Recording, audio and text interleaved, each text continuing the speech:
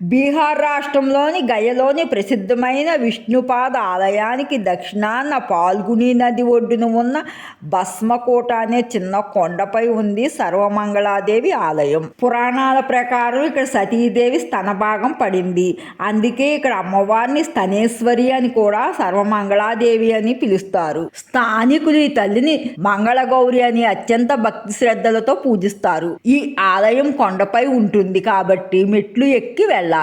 ఈ దారిలో మనకు మహాభారత కాలం నాటి ఆనవాళ్లు కనిపిస్తాయి. ఇక్కడ భీంవేది అనే ప్రదేశం ఉంది. పాండవులలో భీముడు ఇక్కడ పిండ ప్రదానం చేసేటప్పుడు మోకాలిని నేలకు ఆంచేడట.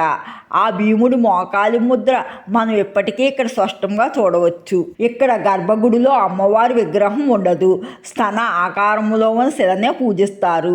ఇక్కడ వందల ఏళ్ల నుండి ఆరకుండా వెలుగుతున్న అఖండ జ్యోతిని దర్శించుకోవడం అదృష్టం. ఇక్కడకు వచ్చిన భక్తులు పితృకార్యములు ముఖ్యంగా నిర్వహిస్తారు.